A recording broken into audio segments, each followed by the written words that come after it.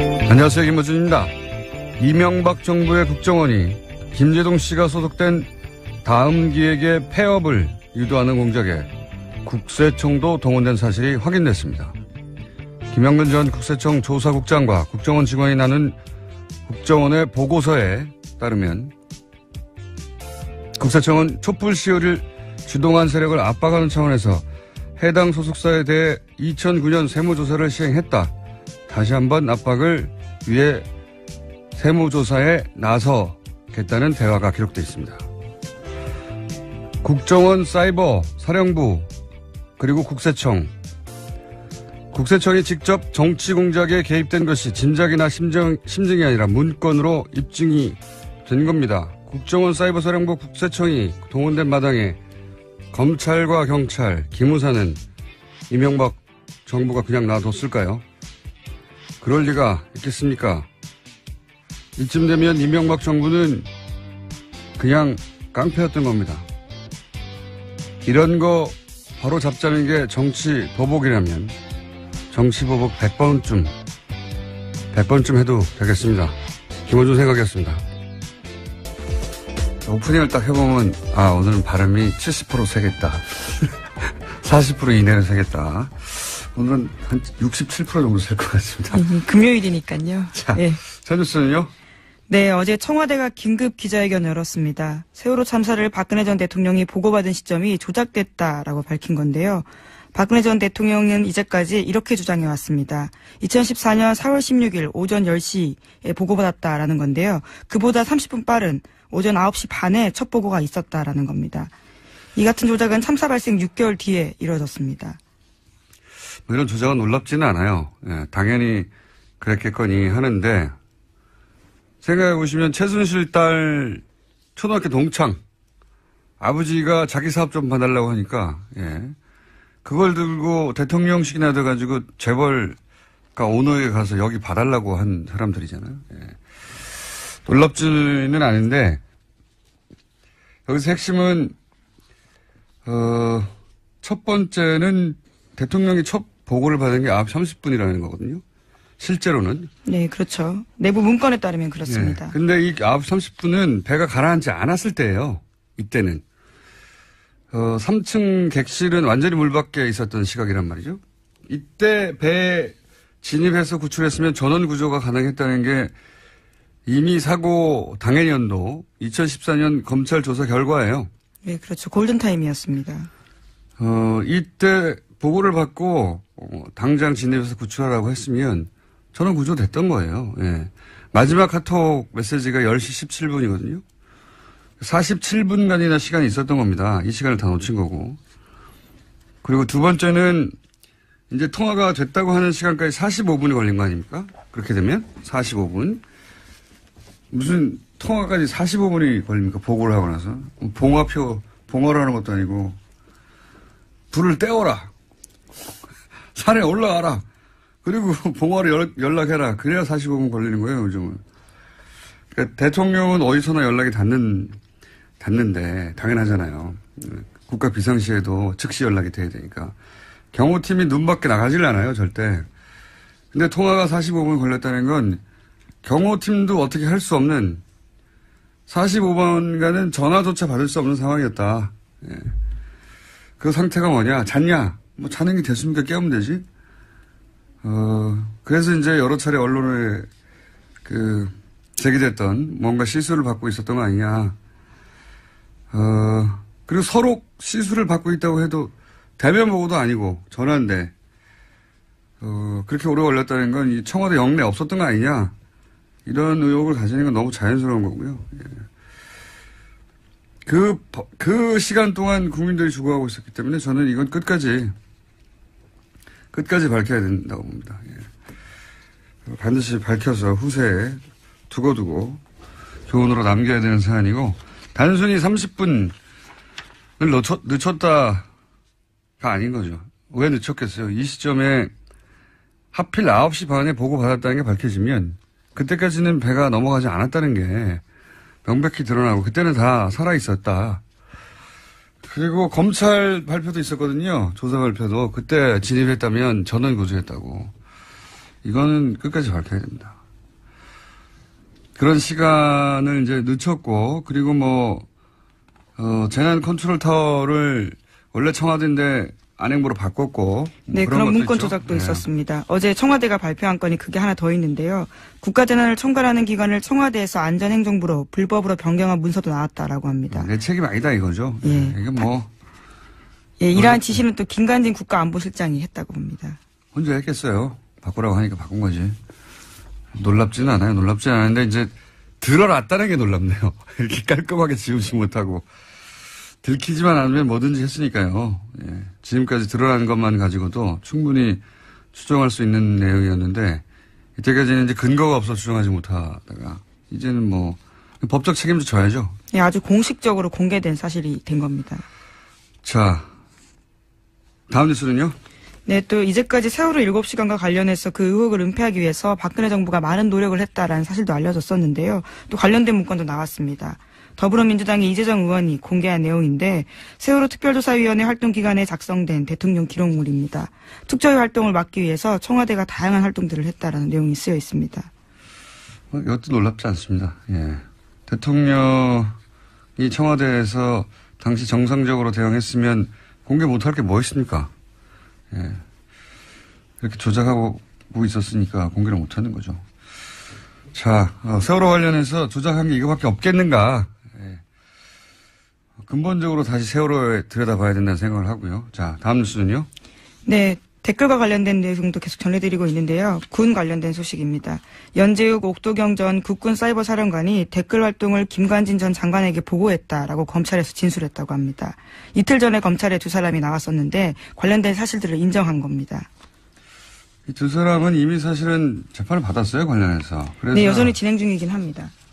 한 사람은 선고 유예가 됐고 한 사람은 집행 유예가 됐어요. 굉장히 가벼운 처벌이죠. 예. 박근혜 정부의 치명적인 재판 관련해서 과연 사법부는 정상적으로 돌아가느냐 의심이 들 수밖에 없는데 이 두 사람 모두 김관진 전 장관에 대해서는 무관하다고 했다가 김관진 전 장관의 구속 기소가 점점 다가오는 것 같습니다. 전방위적으로 한두 건이 아니에요. 당신은 서면 조사조차 하지 않고요. 아예 제대로 조사도 안 하고 끝났었습니다. 그렇기 때문에 밝혀질 게 한두 개가 아닙니다. 자, 다음 뉴스는요? 네, 또 이명박 정부 시절 국정원 이야기도 나오는데요. 정교조 교사들의 탈퇴를 유도하는 공작을 벌였다라고 합니다. 국정원 적폐청산 TF가 확인한 내용인데 국정원 심리전단이 2011년 5월에 원세훈 당시 원장에게 정교조 와해 특수공작 계획을 보고했다고 합니다. 이 팀은요. 배우 문성근 씨와 김여진 씨 합성 사진을 제작해서 유포한 팀이기도 한데 정교조 교사로 위장해서 인터넷에 정교조의 문제를 폭로하는 소위 양심선언 글을 올리겠다라는 계획을 보고했다고 합니다. 그리고 실제로 다음 아고라에 그와 관련된 글도 올라갔다라고 합니다. 이게 근데 그때 같이 손발을 맞춘 게 보수단체였어요.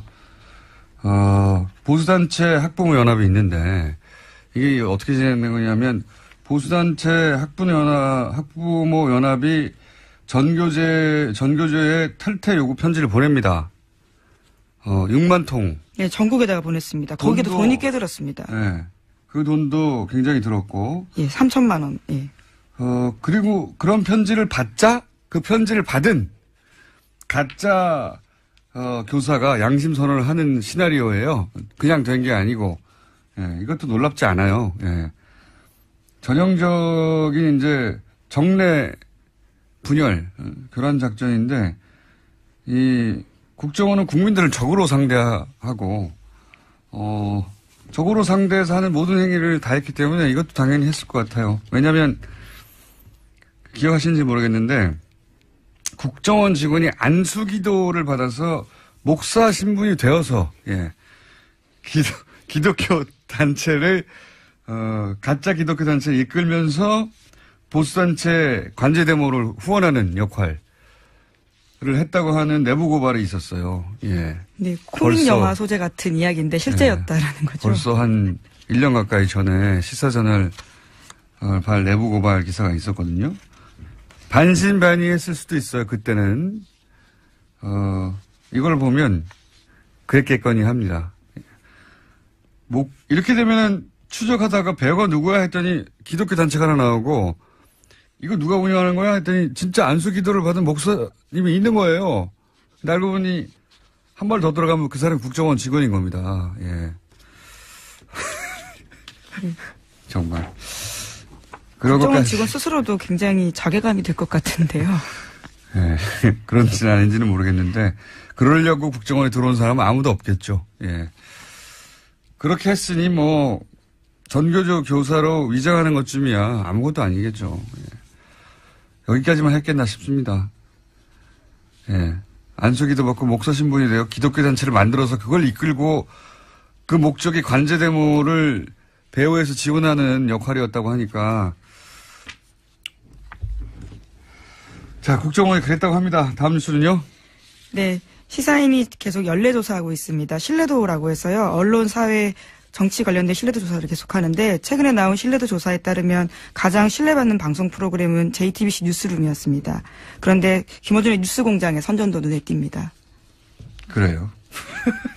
네, 6위를 차지했습니다. 다른 방송 프로그램들 순위를 좀 보면요. KBS의 뉴스 9시 뉴스가 2위를 했고요. 그리고 JTBC의 썰전이 3위를 했습니다. 그리고 SBS의 그것이 알고 싶다가 4위고요. 5위가 MBC 뉴스데스크. 바로 그 다음이 김어준의 뉴스공장입니다. 라디오로는 여기 처음 낀 것 같습니다. 네. 근데 제목을 잘못 썼어요, 제가 보기엔. 한국 언론사를 다시 쓴 손석희와 JTBC 뉴스룸이 아니고, 물론 뭐 뉴스를 한 사람만 만드는 게 아니에요. 대단한 인력이 투입되는 종합물인데, 근데 이제 그 인력이 그대로이고, 그 자리에 손석희 사장이 없으면 저는 이 수치는 안 나온다고 봅니다. 네. 그래서 제목은 한국 언론사를 다시 쓴 손석희라고 해야 맞다고 저는 봅니다. 예. 손석희 사장 혼자 영향력이 나머지 언론인 다 합친 거 비슷하잖아요. 반칙이에요, 이건. 네, 신뢰도도 높고요. 게다가 또 뉴스룸도 굉장히 높게 나왔기 때문에 그렇게 제목이 뽑혔습니다. 네. 아니 그러니까 손석희 없는 뉴스룸이 똑같은 수치를 내겠느냐? 저는 아니라고 보기 때문에.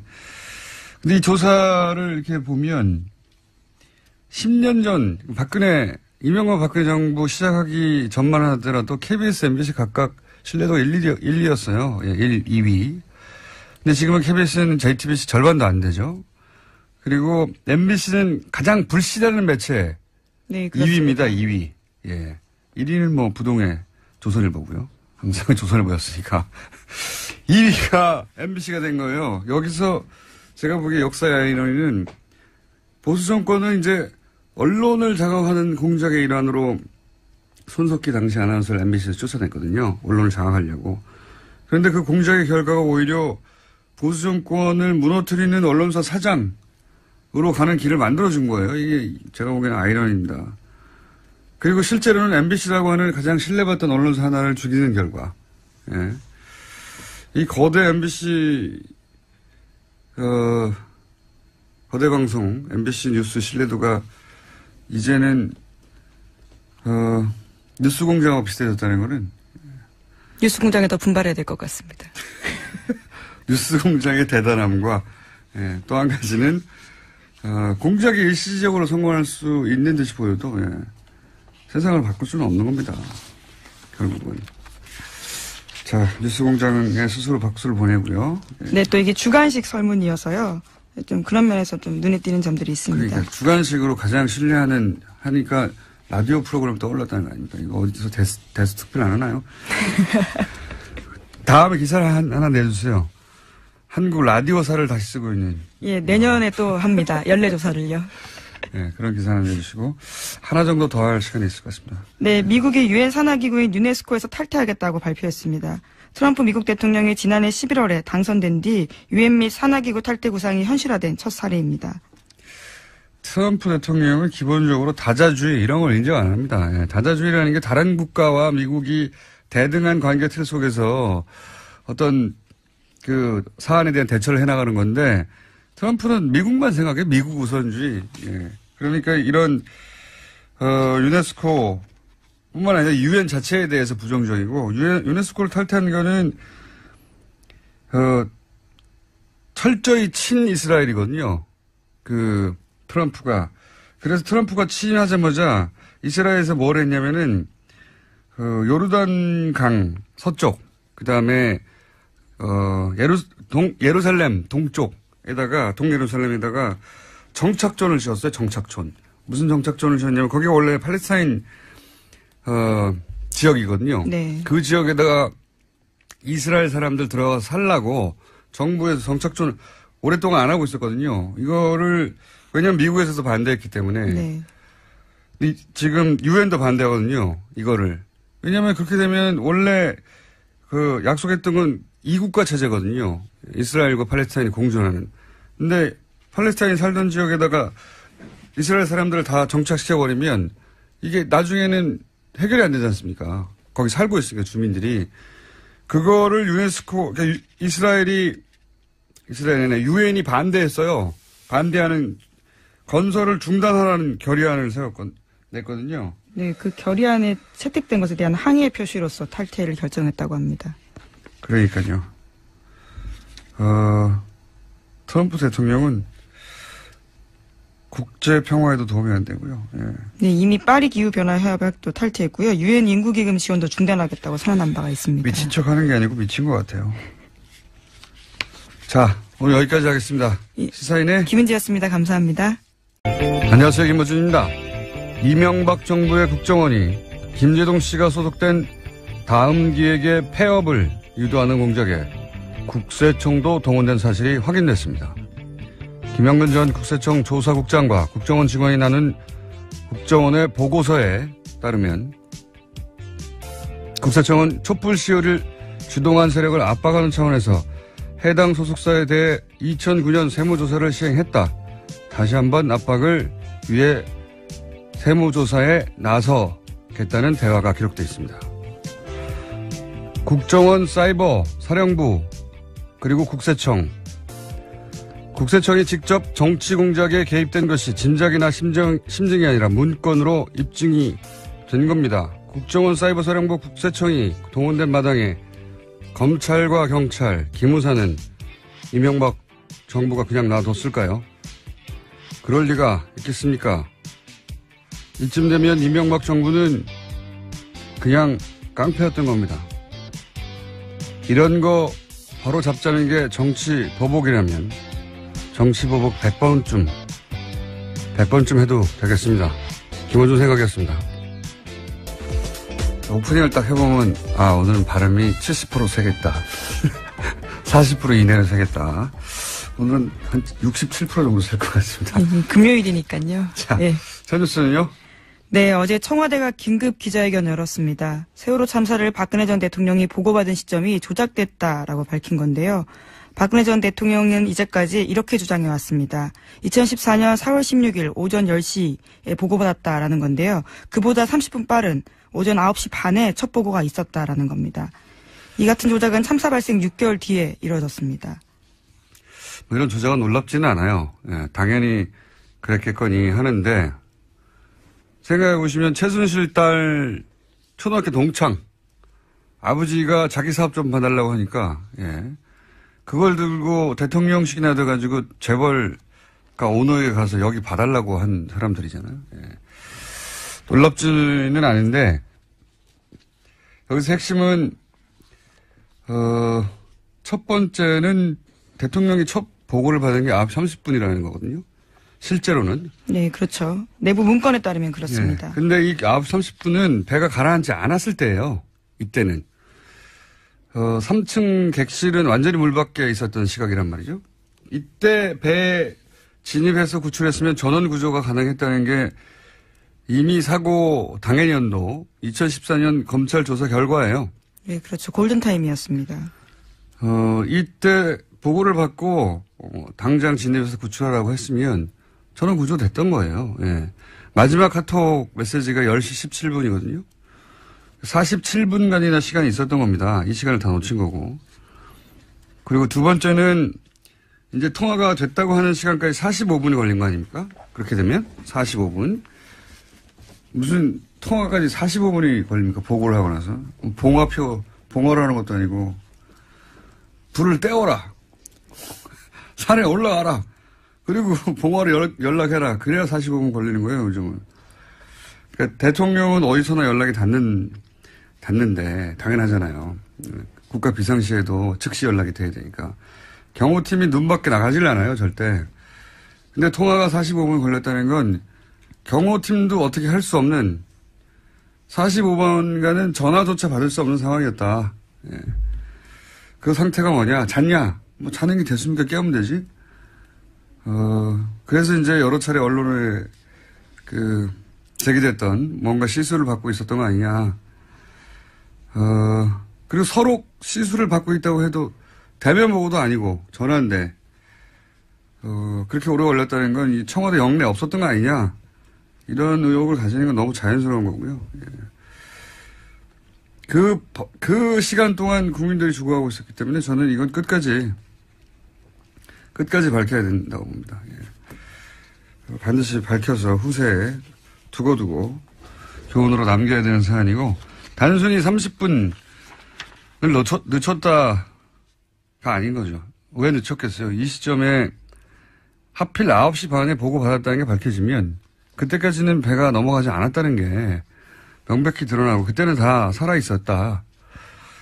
그리고 검찰 발표도 있었거든요. 조사 발표도. 그때 진입했다면 전원 고소했다고. 이거는 끝까지 밝혀야 됩니다. 그런 시간을 이제 늦췄고, 그리고 재난 컨트롤 타워를 원래 청와대인데 안행부로 바꿨고. 네, 그런 문건 조작도 있었습니다. 어제 청와대가 발표한 건이 그게 하나 더 있는데요. 국가재난을 총괄하는 기관을 청와대에서 안전행정부로 불법으로 변경한 문서도 나왔다라고 합니다. 내 책임 아니다 이거죠. 예. 이게 예, 이러한 지시는 또 김관진 국가안보실장이 했다고 봅니다. 혼자 했겠어요. 바꾸라고 하니까 바꾼 거지. 놀랍지는 않아요. 놀랍지는 않은데 이제 드러났다는 게 놀랍네요. 이렇게 깔끔하게 지우지 못하고.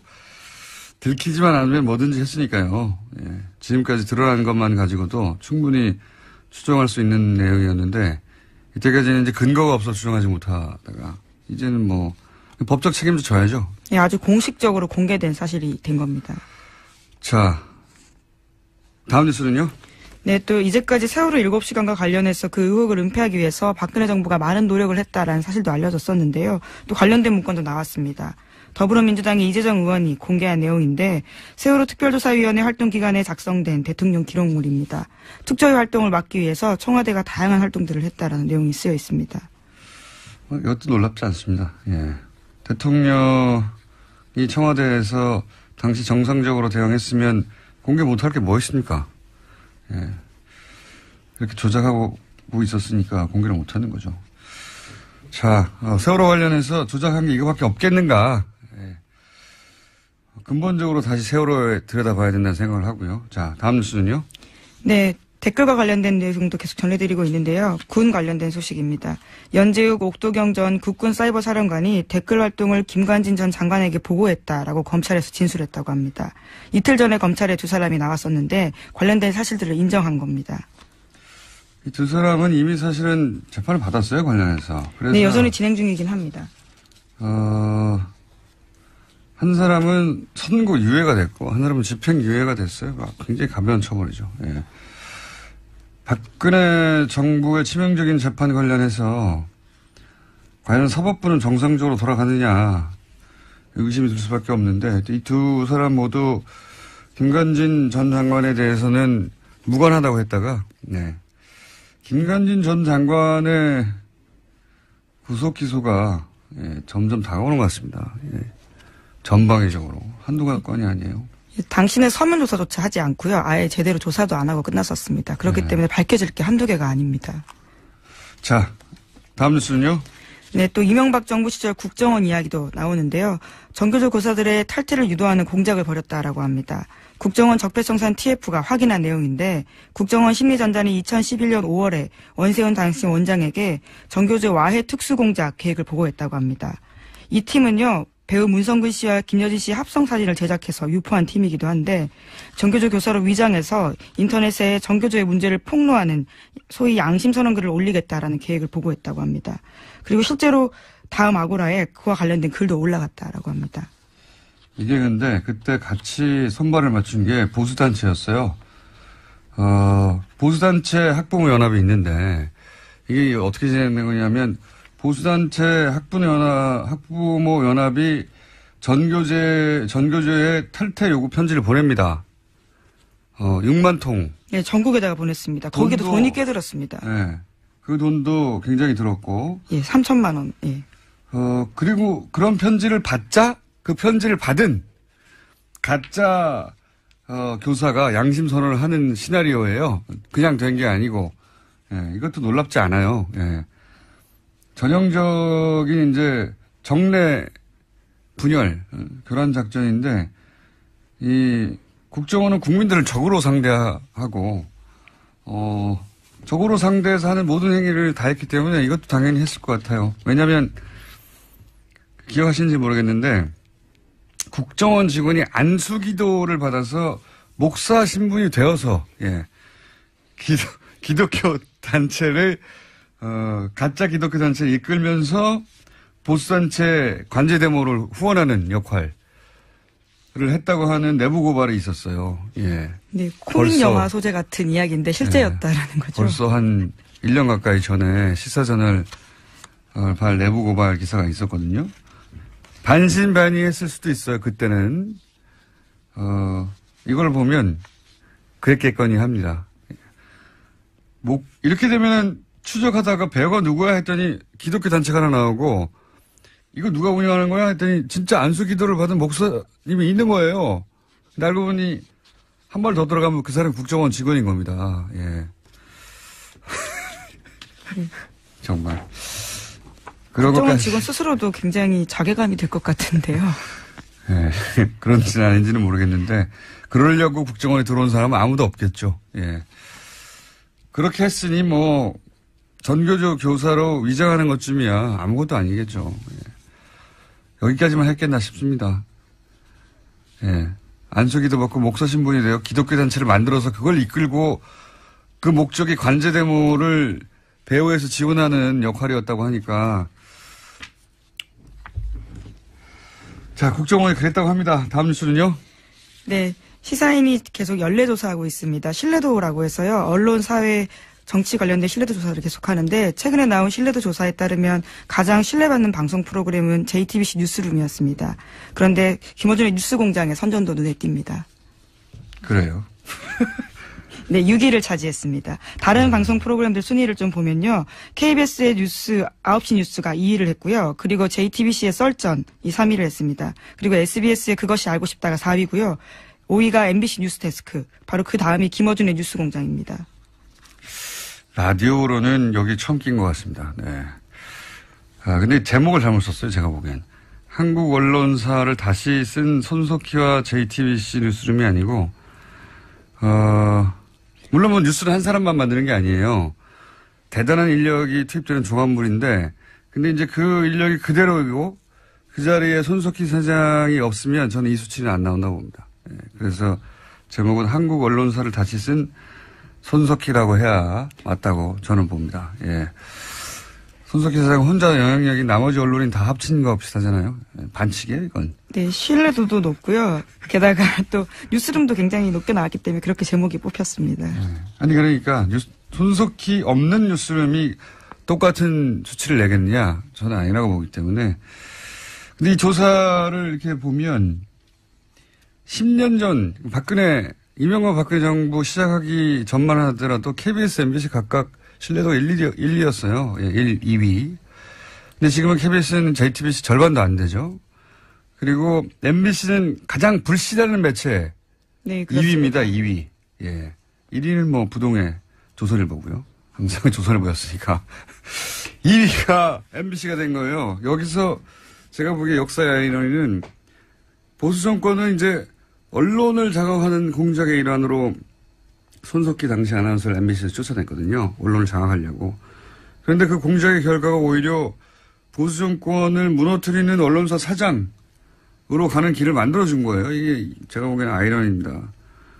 그리고 실제로는 MBC라고 하는 가장 신뢰받던 언론사 하나를 죽이는 결과. 예. 이 거대 MBC 거대 방송 MBC 뉴스 신뢰도가 이제는 뉴스공장하고 비슷해졌다는 거는 뉴스공장에 더 분발해야 될 것 같습니다. 뉴스공장의 대단함과 또 한 가지는 공작이 일시적으로 성공할 수 있는 듯이 보여도, 예. 세상을 바꿀 수는 없는 겁니다.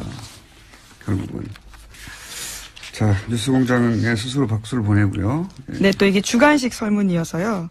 좀 그런 면에서 좀 눈에 띄는 점들이 있습니다. 그러니까 주간식으로 가장 하니까 라디오 프로그램 떠올랐다는 거 아닙니까? 이거 어디서 대수 특별 안 하나요? 다음에 기사를 하나 내주세요. 한국 라디오사를 다시 쓰고 있는. 예, 내년에 또 합니다. 연례조사를요. 네, 그런 기사 하나 내주시고 하나 정도 더 할 시간이 있을 것 같습니다. 네, 미국이 유엔 산하기구인 유네스코에서 탈퇴하겠다고 발표했습니다. 트럼프 미국 대통령이 지난해 11월에 당선된 뒤 유엔 및 산하기구 탈퇴 구상이 현실화된 첫 사례입니다.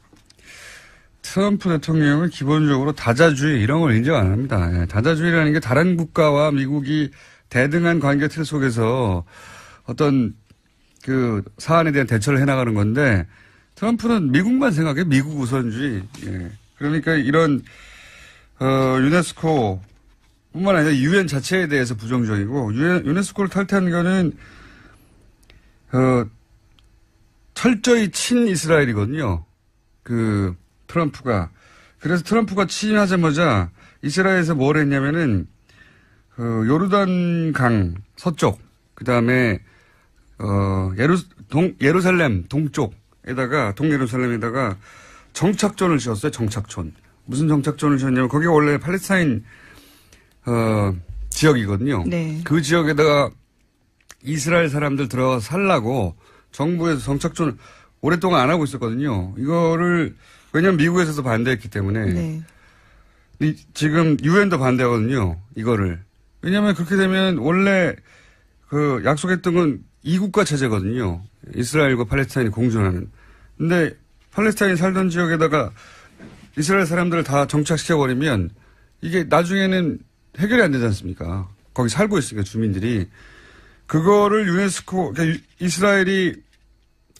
유엔이 반대했어요. 반대하는 건설을 중단하라는 결의안을 냈거든요. 네, 그 결의안에 채택된 것에 대한 항의의 표시로서 탈퇴를 결정했다고 합니다. 그러니까요. 트럼프 대통령은 국제 평화에도 도움이 안 되고요. 예.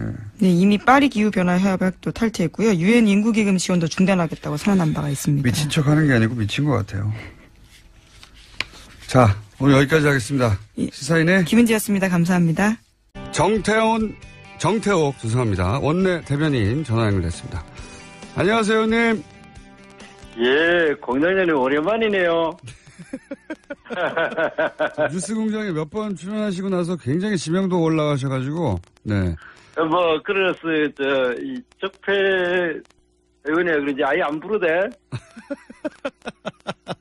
아닙니다. 저희 자유한국당 의원들 많이 섭외했는데 다들 바쁘시거나 안 나오시더라고요. 예. 의원님도 지금 전화로 하시는 거 아닙니까? 바쁘시다고, 예. 예. 요즘 잘 안 나오시려고 하는데 많이 나와주세요. 예. 자, 우선 첫 번째 국정감사, 자유한국당이 중점적으로 파고들 전략 포인트는 어디입니까? 정리 좀 해주시죠. 전략 포인트라기보다 어제 하루 국감했잖아요. 네. 그러니까 분위기가 많이 바뀌었어요, 작년하고. 어떻게 바뀌었습니까? 작년에 야당, 그러니까 지금 여당 된 사람들 있죠. 네. 작년에 대단했어요. 소리 지르고 시끄럽고 길고 장황하고 하더니 원래 상당히 조용해졌어요. 여당이니까 이제. 예. 여당이라서 그런 것도 있겠지만은 지난 5개월 동안 워낙 이 정부가 죽서나가지고. 죽서나서. 예, 한 이야기 별로 없겠죠. 그러니까 조용해요. 맨날 하는 이야기가 이번 국감 때 보면 정권 내준 지가 5개월도 넘은 정부 이야기 계속하고 또 9년 됐는 전 대통령 이야기 계속하고 이 사람들 마치 과거사 캐기 남 뒷조사하기 흥신소 차린 것 같아요 이제는. 네. 그런 분위기가 바뀌었다는 걸 먼저 이야기합니다. 자유한국당은 작년에는 이제 여당으로서 방어하다가 거꾸로 이제 민주당이 그랬듯이 막 소리지고 그런 전략 아닌가요 이번에는? 조용조용히 합니까 그냥? 우리는 워낙 자유한국당 기본적으로 사람들이 여당 체질이 돼가 조용하고 차분하고 이야기 국감에 임했죠. 조용하고 차분한 게 할 말이 없어 그런 건 아니고요. 예. 뭐, 할 말 많죠. 이 정부 지난 5개월도 했는 거 보면 뭐 그냥 다 그 자체가 지적사항이죠. 그렇겠죠. 예. 자유한국당 입장에서 예. 보기에는 모두가 다 예. 지적사항이겠죠. 그래가지고 뭐, 할 이야기 참 많은데, 그래도 우린 절제하고 이야기했죠. 예. 의원님. 예. 가끔 나와주십시오. 예. 아유, 뭐, 불러주세요. 저희가 모시려고 하는데 자유한국당이 워낙 잘, 안 나오십니다. 자, 그러면은, 예. 문재인 정부의 무능 중에서 특히 예. 어떤 부분을 집중 공략하는 겁니까? 일단 가장 큰 것이, 이 정부는 우리 국민들이 먹고 사는 문제, 민생, 일자리에 대해서 전혀 관심을 기울이지 않고, 오로지 독선과 독주로 언론을 장악하려고 한다라든가, 그 다음 과거 정부에 대한, 정치 보복에 너무, 매몰되어 있다. 그리고 또 대북 관계나 대외 관계에 있어가지고, 제대로 대응하지 못하고, 왔다 갔다 한다. 왔다 갔다 한다는 말, 표준말로 하면은 우왕좌왕이고, 경상도 사투리 하면 왔다리 갔다리 하는 거 아닙니까? 하루는 뭐 강력하게 북한을 제재한다 했다가 바로 그 다음날 잉크도 안 말랐고 목소리도 귀에 쟁쟁한데 바로 뭐 대화 협력한다. 이런 거를 네. 우리가 제대로 지적하자. 네. 지적하자는 것이 아니라 거기서 대안도 제시하고 그렇게 하자는 게 우리 입장입니다. 알겠습니다. 언론 장악을 시도한다고 하셨는데 언론 장악은 네. 구체적으로 어떤 걸 두고 말씀하시는 겁니까? 그러니까 지금 뭐 여러 가지가 있는데 공영방송이나 민영방송에 대해서 정말 길들이기 하고 네. CEO들을 갈아치우기 위한 집요한 작전을 하고 있지 않습니까?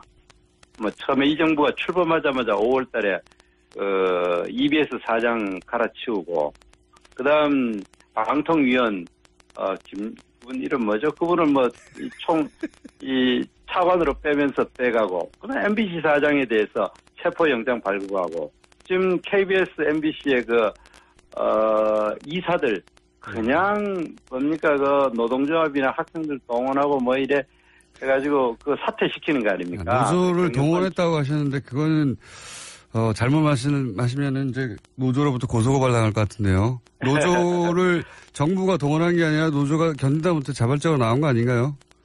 그래요? 예. 뭐 여러 가지 이제 판단이 있겠죠. 예. 그렇게 갑자기 물러주시네요. 또 쉽게. 그런데 그 이야기 하는 겁니다. 그게 왜 그렇게 이야기하냐면은 민주당에서 발견된 언론 장악 문건에 그대로 있는 거예요. 거기에 보면은 이 사전에 뭐 여러 가지 정리 작업을 한다. 그 노조를 통해 가지고 공격하게 해가지고 물러나게 한다. 이런 게 정확하게 나와 있어요. 그렇기 때문에 우리가 그렇게 이제 동원한다는 표현을 할 수밖에 없는 거죠. 그 민주당이 왜 그런 문구를 만듭니까? 그러면 노조가 누구의 지시를 받았다고 보십니까? 그 말 하시니까. 뭐 누구의 지시라기보다 전체적인 이 여권의 동향에 있어가지고 네. 순수 독자적인 움직임은 아니라고 저희들은 판단하는 거죠. 그러니까 순수 독자적인 움직임이 아니라고. 아니 저는 이걸 여쭤보려고 한 건 아닌데 예. 그쪽 얘기를 하시니까 예. 노조가 이제 순수하게 독자적으로 판단한 게 아니라 정부의 어떤 지시를 받거나 또 정부와 어떤 연결고리가 있다. 그래서 그렇게 한다고 이제 주장하셨으니까 어떡합니까? 방송을 이미 말씀하셨으니까. 예. 자, 또 딴 거 하죠. 딴 거 하죠. 알겠습니다. 자, 언론 장악은 그렇게 이해하고 계시고, 과거 정부에 너무 매달린다. 과거 정부 뭐 적폐청산이라고 하는데 이게 정치보복이다. 이런 말씀이신 거죠? 예. 거기에 덧붙일 말씀은 없으십니까, 혹시? 정말 이번 추석 때 많은 사람들 만나면요. 예. 국민들이 먹고 사는 문제에 좀 관심을 기울여 달라는 거예요. 네. 제대로. 지금 이 정부가 과거사 저렇게 뭐 뒷조사 이래 하는 거 정성에 반만 들이면은 네. 국민 먹고 사는 거 좀 잘할 거 아니냐. 대표적인 게 원전 문제예요. 원전 문제. 지금 우리 그 원전에 관해서는 우리가 일자리가 우리나라에 30만 개 있는데 어느 날 갑자기 공사 잘 되고 있던 신고리 오르크 공사 중단해가지고 그 사람들 다 그냥 할 일 없이 있잖아요. 그리고 또 외국에 원전 수출하려고 하던 거 다 못하게 만들어버리고, 그 다음 우리 자유한국당이 대학생들한테 인기 별로 없는데 요즘 인기 일부에 있어요. 그게 어딘지 아십니까? 일부. 원자력 전공하는 학생들 예. 맨날 자유한국당 찾아와요. 이거 좀 자기들 살려달라고. 예.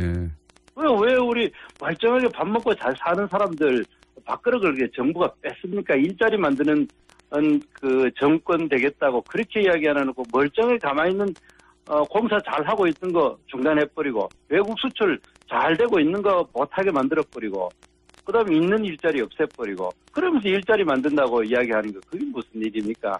그뿐만이 아니고 정부가 먹고 사는 문제 경제 성장에 대해서는 이 정부가 이야기한 게 뭡니까? 소득주도 성장론이었지 않습니까? 네. 소득주도 성장한다고 비정규직 정규직화 한다, 최저임금 인상한다 해가 중소기업 다 어렵게 만들고 정부 돈으로 이리저리 산타클로스 같이 돈 막 그냥 수십 조씩 나눠준다 그러다가 갑자기 며칠 전부터는 혁신주도 성장이라고 이름을 바꿔 나와요. 네.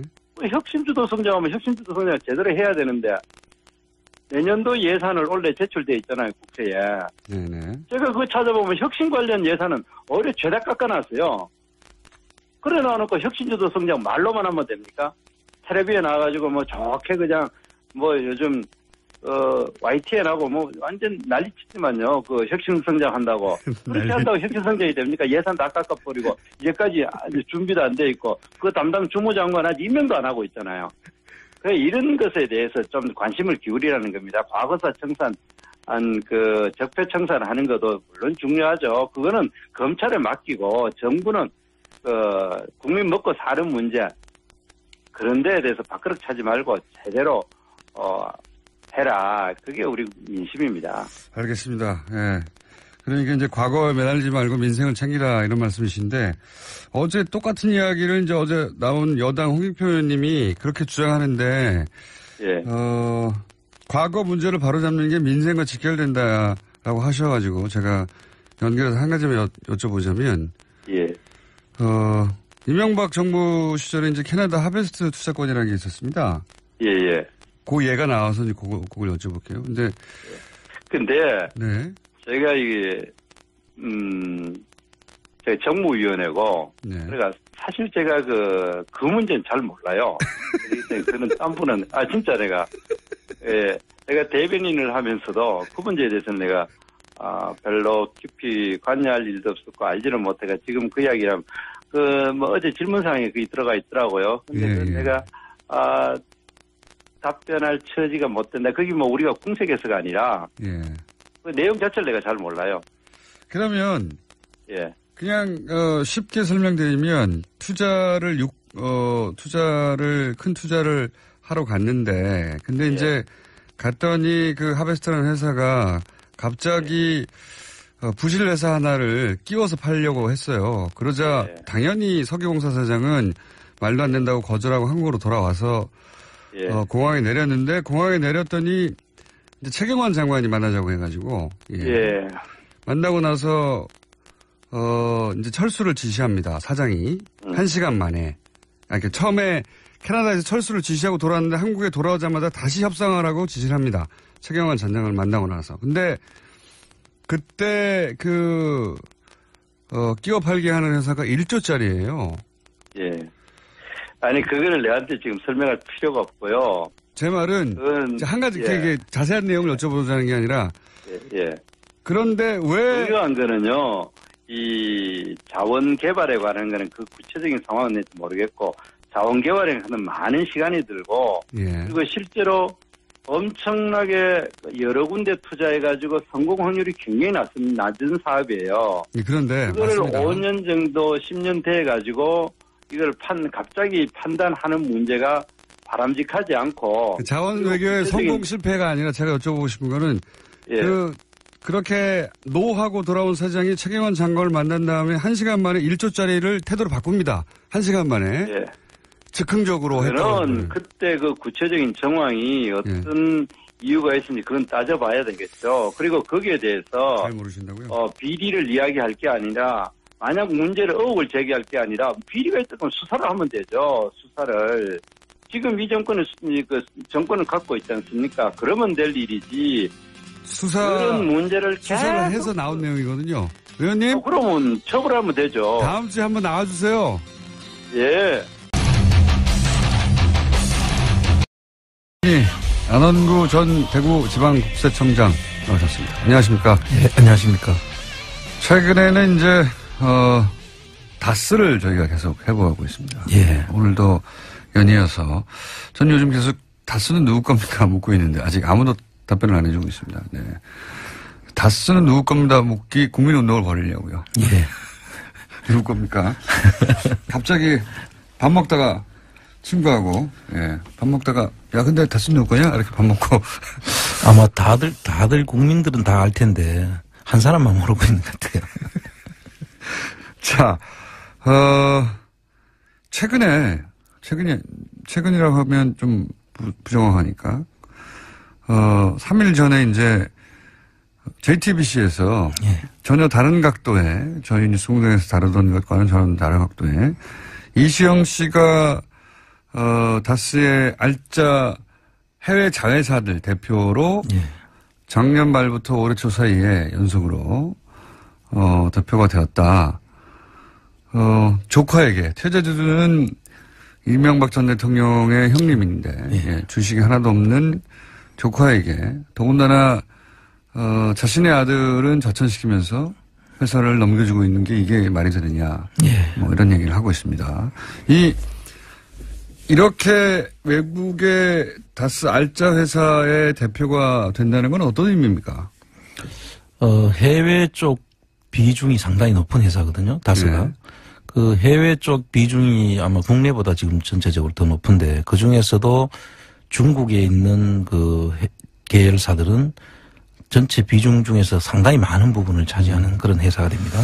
현대자동차가 중국에 크게 진출했었으니까요. 예, 전부 이 회사는 이제 전부 현대자동차에 납품을 하는 전략 납품을 하는 회사인데 거기에 해외 쪽에 법정 그 CEO를 맡게 됐다는 것은 해외 쪽 일은 전부 그 다 장악했다. 네. 이렇게 중요한 회사들은 다 장악했다. 그러면 다스 본사 국내 법인보다 해외 법인 쪽으로 힘의 균형이 계속 옮겨가는 추세인 겁니까? 지금 흐름으로 보면 그렇게 지금 이해가 될 수 있습니다. 그러면 이건 어떤 의미입니까? 국내 다스 같은 경우에는 회계, 자금, CF라고 하죠? CFO라고 그러죠. 예. 회계 자금 담당을 이제 또 이시영 씨가 돈 관리가 사실은 가장 회사에서는 핵심인데 이 회사의 경우에는 이제 전량 현대자동차에 납품을 하기 때문에 사실 영업은 그렇게 중요한 의미가 없습니다. 보통 회사는 영업과 이제 자금 관리 이 두 개가 양대 축인데 영업은 이미 이제 그 전량 납품하는 데 있는 것이니까 그 중에서 그 CFO로서 자금 관리를 다 맡았다는 것은 실질적인 회사를 전부 장악했다. 이렇게까지도 볼 수 있습니다. 국내는 CFO가 되고 해외는 알짜 회사들의 대표가 된 겁니다. 그러니까 사실상 자금을 장악하고 그리고 가장 많은 매출을 올리는 해외 자회사들 대표가 된 겁니다. 네. 주식은 한 주도 없는데 여기서 중요한 건 그렇습니다. 주식은 단 한 주도 없고 실제 주식 최대 주주 이상은 씨 그 아들은 자천까지 시키고 이건 진짜 이상한 거죠. 총괄 부사장에서 지금 충남 아산의 그 부사장으로 그냥 가서 책임자로 강등된 거죠. 총괄이라고 하면 그야말로 다수사 모든 자회사들을 총괄하는 의미인데 이젠 그게 아니라 충남 아산 공장 책임자가 된 겁니다. 그렇습니다. 아산 공장 책임자로 그 최대 주주의 아들은 그렇게 자천시키고 주식이 하나도 없는 이시영 씨가 회사의 돈 관리하고 해외 대표가 돼버린. 이거는,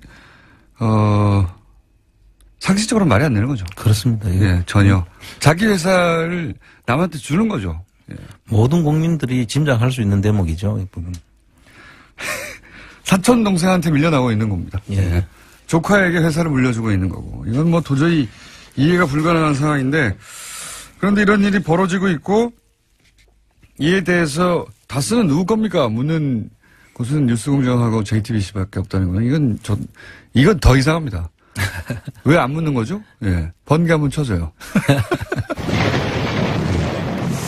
PD는 항상 번개를, 천둥 번개를 다 지나간 다음에 요청을 해야 하거나 아니면 자기가 생각났을 때 아무 데나 합니다. 매우 부족한 PD입니다. 자, 이런 일들이, 작년 말부터 올해 초. 그러니까 이제 정권 교체기 혹은, 뭐랄까요. 전국이 뒤흔들릴 때. 예. 벌어진 거죠. 그렇습니다. 불안했던 것 같아요, 뭔가. 예. 상당히 지금 안에 내부에서도 그렇게 느끼는 거 아닌가 짐작이 됩니다. 실제 이제 주진우 기자의 취재에 의하면 다스 내부에서도 대단히 지금 여러 가지 우려가 많다고 그런 얘기가 계속 나온다고 하죠. 주진우 기자 나왔을 때 그 얘기는 하기로 하고.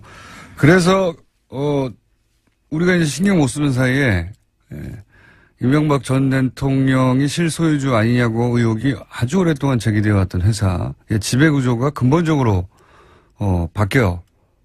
바뀌고 있다가 아니라 바뀌었다. 예. 이미 사실상. CF가 됐으니까요. 이런 케이스를 본 적이 있습니까? 주식이 하나도 없는데 이런 1조 매출의 회사에 사실상 돈 관리와 해외 알짜 회사를 다 가져가 버리는 경우를?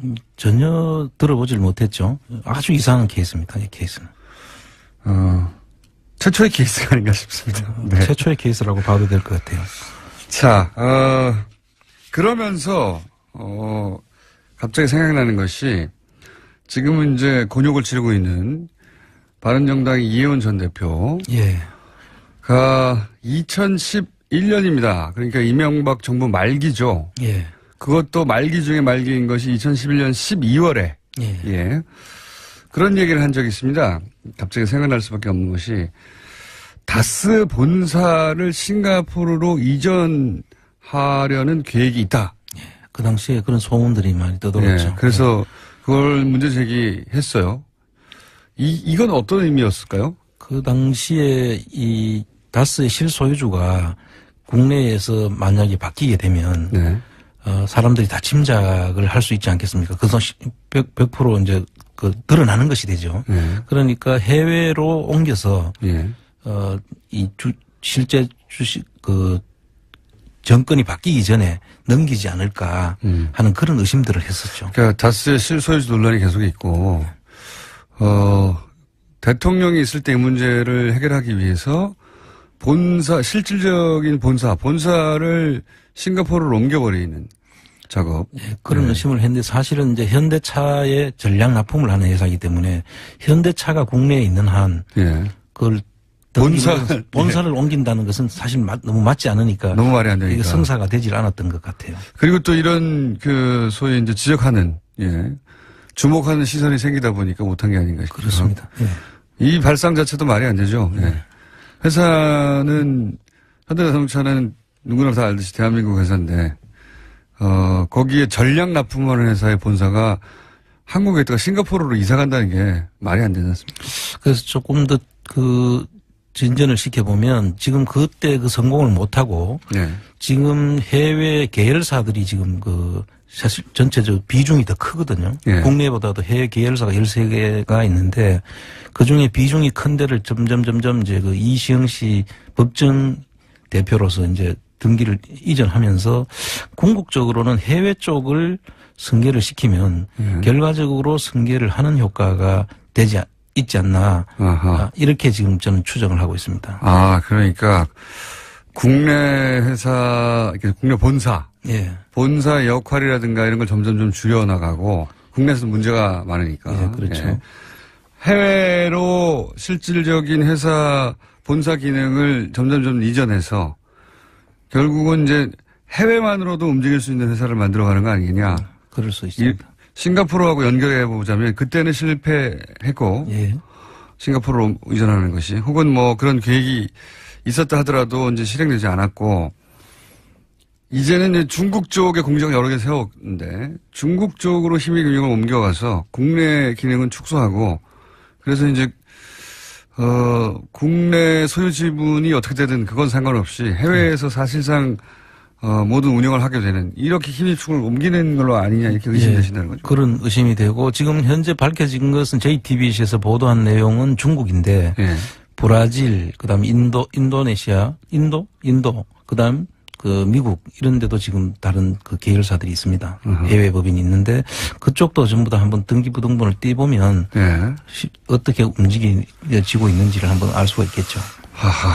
자, 그렇게 이제 다스가 실소유주 논란이 국내에서 있는데 그런 실소유주 논란 때문인지 아닌지 저희가 단정을 할 수는 없으나 회사의 기능을 해외로 옮겨가는 과정이 아니겠는가. 이런 추정이시고. 자, 그래서 저희가 이 다스 주식 구매 가능하냐. 왜냐하면 20%를 상속세 대신에 물납을 하였기 때문에 이 물납한 것은 현재는 국가 소유인 것이죠. 현금화되지 않은. 그렇습니다. 그런데 현금화되지 않은 이 물납된 주식을 그동안은 캠코라고 하는 주식 자산관리공사인가요? 자산관리공사에서 현금화해야 하는데 아직도 5년째 현금화 못하고 5년입니까? 몇 년입니까? 5년 이상 6년 정도 되는 것 같네요. 현금화 못하고 주식으로만 보유하고 있어요. 이것도 이례적인 거죠. 그렇습니다. 국가가 주식 투자를 하는 게 아니기 때문에 그걸 현금화해야 되는데 세금이니까 그냥 주식으로만 들고 있는 거 아닙니까? 그 당시에 물납을 할 때 부동산으로 하면 부동산은 비교적 처분이 쉽지 않습니까? 그래서 그 부동산이 처분될까 봐 사실 부동산들을 꼼수를 좀 부려놨다는 건 전번 시간에 이야기를 했지 않습니까? 그리고 이제 주식으로 물납을 해놨는데 이 물납 금액이 그 당시에 우리가 전번에 봤을 때는 843억인가 뭐 그렇게 그것도 당시 기준으로 2배 이상 2배 정도를 이제 업시켜서 평가를 해놨는 거예요. 실제보다 비싸게 해놨기 때문에 아무도 못 사는. 60%로 떨어져도 뭐 실질적 그 당시 가치보다는 높아서 실제로 살 사람들이 없었죠. 그래서 지금 최근에 지금 이 내용을 보니까 그거에 한 800억이 한 1,500대로 지금 올라가 있는 것 같아요. 800억도 비싸서 안 팔렸는데. 그 18회 경매가 진행이 됐더라고요. 원래 1월 달까지. 계속 유찰되는군요. 유찰될 뿐만 아니라 아예 그 조회하는 사람들이 없어요. 그 경매를 하기 위해서는 그런 물건에 대한 조회 횟수를 보면 알 수 있는데 그 조회가 어떤 경우는 뭐 19회에서 한 50회 이래 돼 있는데 담당자들이 그렇게 해본 정도밖에 안 될 것 같은데 이 부분에 대해서 지금 찾고 있는 일부 기자가 그 중에 한 20%는 그 기자가 했다는 거예요. 기자들이 했거나 또는 청장님처럼 궁금해서 클릭해봤거나 물건이 나왔는데 조회가 뭐 10회, 뭐 몇십 회 정도 불과하다. 밖에 안 되는 거죠. 그래서 계속 지금까지 18회 연속으로 유찰되었고, 유찰되는 과정에서 가격은 더 올라가지고, 거꾸로. 한 배가 더 올라가 있죠, 그때보다. 보통은 유찰되면 가격이 떨어져야 되는 거 아닙니까? 그렇습니다. 그리고 원래는 한 2년이나 3년 정도마다 이제 평가는 새로 하게 돼 있지만, 그 사이에 회사가 그렇게 2배가 올라가야 될 정도로 가치가 올라갔는지 이 캠코에서 어떻게 이걸 산정했는지 한번 보고 싶은 부분입니다, 사실. 자, 그러면 1,800 저희가 이제 다스 그 20% 해당되는 다스 주식을 매입하는 게 어떻겠냐. 그래서 이제 굉장히 좋은 회사니까 지금 탄탄하고 전량 현대 납품을 하는 좋은 회사니까 주식 매입하자고 했는데 1,500원이면 너무 큰데요, 이제. 그래서 이제 사실 저도 이걸 다주매 운동을 우리가 다스 주식 매입 운동을 지금 벌이려고 제가 이거 관심을 가지고 이제 보니까. 연구를 하셨는데. 보니까 이제 처음엔 한 덩어리로 나온 줄 알았죠. 그런데 이게 세 덩어리로 나눠지더라고요. 세 덩어리 중에서 13%, 3% 뭐 이런 정도. 3%짜리. 가 있습니다. 근데 이 3%짜리를 평가를 했는데 보니까 3%가 240억이에요.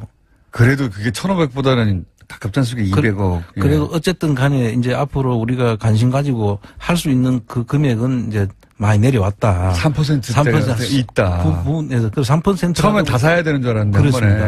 3%. 200억이요? 240억입니다. 240억이면은. 그런데 이거를 60%까지 떨어지면 한 145억 정도 선에서 아마 수익 계약을 할 수가 있을 그런 145억. 예, 그렇습니다. 145억. 일단 그 다스 주식을 가지고 다스에 우리가 진입을 하기 위해서 필요한 주식이 현재까지는 3%가 지금 현재 우리 그 가시권에 들어가. 만약에 145억이면 10만 명 모으면 얼마씩 내는 겁니까? 14만 원입니까? 그건 좀 계산을 해봐야 되겠습니다. 이럴 때 저희 PD가 계산기 돌려야 되는데요. 네, 또 멍하고 쳐다보고 있는데 번개를 치든가 계산기를 돌리든가 둘 중에 하나를 해야지. 계산이 안 되니까 번개부터 쳤습니다. 네. 곧 계산해서 저희한테 알려줄 테고 한 10만 명이면 저는 한 14만 원이면 될 것 같은 그러니까 공 숫자가 헷갈리네요. 네. 네. 그러면 실제 145억 정도다. 가시권에 들어올 수도 있는 거죠. 그렇습니다. 지금 그래서 P2P 방식으로 펀딩을 할 수 있지 않나 해서 지금 전문가들하고 지금 의논 중에 있습니다. 청장님이 얼마나 미울까요? 저쪽에서는. 이게 이제 그런 절차가 있느냐가 문제인데 그런 절차가 있을 수도 있다는 거죠. 지금 연구 중이신 거죠. 예. 예. 그래서 이게 정당하게 구매하는 겁니다. 정부로부터. 그렇습니다. 무슨 꼼수가 아니라. 예. 그렇습니다. 그 국민들이 이제 누구든지 열려 있는 것이니까요. 예. 공매로. 누구든지 살 수 있는데 이때까지 아무도 안 샀던 거예요. 그렇습니다. 예. 너무 비싸서 안 샀는지 혹은 그것이 실소유주 논란이 있기 때문에 괜히 저기 연루되기 싫어서 안 샀는지는 모르겠으나 예. 그렇습니다. 그래서 아예 있는지 없는지를 접속을 그렇게 안 했더라니까요. 알리지도 않았나 봐요. 18회가 진행되는데 그 중에서 어떤 거는 19번, 어떤 예. 거는 50번 정도 그게 다예요. 그게 전부 다. 예. 예. 있을 수 없는 일이죠. 논란의 소지가 있는 주식에서 안 사는지 어떤지 모르겠으나 저희는 관심이 있습니다. 논란이 있든 없든 간에 네. 회사가 좋기 때문에. 일단 그 진입이 돼야 예. 이 누가 대표로 선임이 됐는지 꼭 우리가 등본을 안 띄봐도 그 내용에 대해서 우리가 자료를 요구도 할 수 있고 네. 감시가 가능해지는 것이죠. 그러니까요. 아니 이제 다른 걸 다 떠나서 실소유주고 뭐고 간에 회사가 탄탄하지 않습니까? 그렇습니다. 회사가 탄탄하고 1조 매출이고 지금 현대 전략 납품하고 아니 2조입니다 지금. 이제는 2조예요. 국내하고 해외가 1조가 넘고요. 네. 국내도 거의 1조에 육박하는데 거의 그 매출액 기준으로 보면은 대기업입니다 아주. 이미 계산을 하신 분들이 있네요. 1인당 10,000원이면 14만 명이면 된답니다. 맞나? 계산 좀 해봐. 우리 PD. 또 멍하게 혼내야 돼요, 저 PD. 자, 1인당 140만 원이면 몇 명이냐? 14만 원이면 몇 명이냐? 14,000원이면 몇 명이냐? 계산해, 방송이 끝나기 전에. 일반적으로는 그런 이 물건이 나오면 이게 공매고, 이게 그 좋은 물건을 구매할 수 있는 좋은 기회니까 조회수가 많을 거 아닙니까? 그렇습니다. 예. 근데 이 부분에 대해서는 이제 비상장 주식보다는 상장을 할 때 네. 상장 차익이 커질 수가 있거든요. 예. 근데 이 상장을 하지 않을 것으로 이제 사람들이 생각을 하니까 예. 아마 쉽게 이걸 그 돈만을 목적으로 하는 것 같으면 여기에 쉽게 들어오기는 힘들겠죠. 예. 근데 저희들은 지금 돈만을 목적으로 하는 건 아니잖아요. 경제에 기여하고 경제 정의에 기여하고 정의를 세우려는 것이니까요. 14만 원이면 10만 명 맞네요. 14만 원이면 10만 명 맞습니다. 예. 예. 그런데 막 목표하신 145억이 되려면 유찰이 계속돼야 되는 거 아닙니까? 그렇죠. 그 지금까지 계속 유찰이 되었으니까요. 뭐 크게 달려든 사람들이 하나도 없었으니까. 근데 저희가 이 방송하면 혹시 실소유주가 누군지 모르겠는데 실소유주가 갑자기 사버리는 거 아닐까요? 그것도 저희들이 원하는 바죠. 어떤 돈으로 샀는지를 볼 수가 있으니까. 하긴 그렇군요. 이명박 전 대통령은 전 재산을 집 한 채 빼놓고 다 없으니까요. 지금. 다 기부하신 분이니까 140억 가량이 있을 리가 없죠. 그것도 해외 절대 해외 사모펀드를 이용해서 우호주 지분을 확보할 수도 있는데 네. 그럼 그 사모펀드가 또 누구 거라는 것이 밝혀지겠죠. 네, 얼마나 미울까요? 청장님이. 자, 그러면은, 집중적으로 전문가하고 연구를 좀 해 주십시오. 그래서 예. 연구가 다 끝나고 법적 검토가 끝난 다음에, 일시를 정해서 저희가 집중적으로 구매해요. 이게 이제 경제도 위하고 경제 정의도 위하는 거죠. 그렇습니다. 네. 개인 경제 차원에서 이렇게 좋은 회사 주식을 사놓으면 좋은 거고요. 그리고 그 과정에서 예를 들어 실소유주가 밝혀지면 경제 정의에도 좋은 거고요. 그렇습니다. 굉장히 좋은 겁니다. 이거는 이상하지 않으십니까? 그 최초 입찰 당시도 이미 843억이 2배 가까이 실제 가치보다 높게 책정한 거 아닌가 했던 거를 지금 돈을 회수해야 하는 정부에서 오히려 1,500억으로 2배를 올려놓으면 더더욱이 더 그렇습니다. 팔릴 가능성이 낮아지는데 이렇게까지 거꾸로 가는 캠코에 대해서도 한번 문제 삼아야 되는 거 아닌가요? 사실 이 비상장 주식 평가에 대해서는 국세청에서도 그렇고 이 전체 평가하는 방법이 사실 들쑥날쑥해가지고 사실 논란이 많은 부분이긴 합니다. 그런데 국세청에서 상속 받을 때 다르고 상속세로서 물납을 해놨을 때 그 캠코에서 또 평가하는 방법이 다르고 또 몇 년 뒤에 또 다르고 계속 달라질 수 있으니까 여기에 대해서 일단 그 평가 방법이 정확하게 없다는 것은 이제 저희들이 생각을 해야 될 부분이고. 그렇지. 적어도 일관된 기준으로 이 자산 가치를 평가했는가도 한번 따져봐야 되고. 예, 그래서 캠코에서 어떤 근거로 해가지고 평가를 했는지는 한번 다시 따져봐야 될 부분이라고 봐야 되고. 혹시 그 과정에서 또 뭐 외압이나 혹은 뭐 그런 건 없었는지 이것도 한번 따져봐야 될 거고. 목적이 있었는지는 봐야 될 거고. 그 부분들이 이제 그 캠코 쪽에 그 계속 공매가 진행이 안 되는 걸로 봐서 의심이 이제 가는 부분이 되죠. 그렇죠. 예, 이렇게 정부는 그냥 세금을 회수하면 되는 겁니다. 예. 근데 이때까지 계속해서 세금을 회수 못 하고 있는 거군요. 근데 이게 이제 다른 이야기입니다만 청계재단의 5%를 전부 기부를 해놨지 않습니까? 예. 그럼 이게 지금 3%가 한 240억 정도를 평가를 했으면 청계재단의 주식 5%는 한 뭐 400억 정도 평가가 되지 않습니까? 청계재단은 부자군요. 예, 거기 청계재단에서 그걸 팔아가지고 그 이자만 놔둬도 1년에 한 뭐 12억 정도는 될 수 있는데 지금 그건 저기 쪼가리로 들고 있어요. 지금 그냥 들고 있는 겁니다. 예, 그것도 말도 안 되는 거죠. 예. 이런 부분들이 이제 전부 다 새로 이제 봐야 될 부분들로 이제 바뀌었다 이렇게. 예. 재단의 입장에서는 그냥 주식 들고 있으면 뭐합니까? 그렇죠. 그거 팔아가지고 400억 정도. 은행에 넣어놔도 이자가 한 12억씩 나오는 거죠. 그렇죠. 매년 12억씩 나오는 것을 안 하고 있는 거예요. 종이 쪼가리에 들고 있는 거예요. 이것도 말도 안 되는 거거든요. 그렇습니다. 예. 말이 안 되는 게 너무나 많지만, 저희는 말이 되는 행위, 훌륭한 주식을 구입할 수 있는 기회를, 안홍구 청장님이 지금 연구 중이시기 때문에 연구가 검토가 끝나는 대로 저희가 방송에서 알려드리도록 하겠습니다.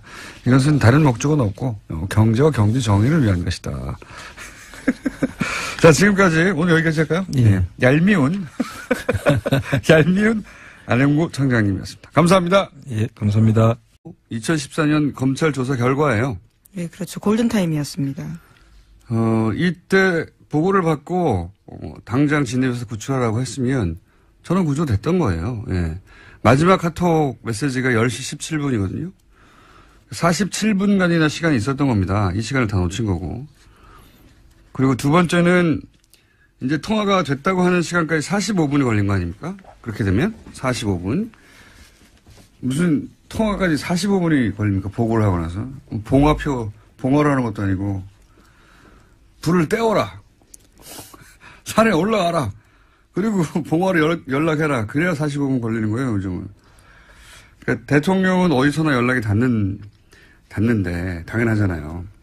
국가 비상시에도 즉시 연락이 돼야 되니까. 경호팀이 눈 밖에 나가질 않아요, 절대. 근데 통화가 45분 걸렸다는 건 경호팀도 어떻게 할 수 없는 45분간은 전화조차 받을 수 없는 상황이었다. 예. 그 상태가 뭐냐? 잤냐? 뭐 자는 게 됐습니까? 깨우면 되지? 그래서 이제 여러 차례 언론에 제기됐던 뭔가 시수를 받고 있었던 거 아니냐. 그리고 서로 시수를 받고 있다고 해도 대면 보고도 아니고 전화인데, 그렇게 오래 걸렸다는 건 이 청와대 영내 없었던 거 아니냐. 이런 의혹을 가지는 건 너무 자연스러운 거고요. 예.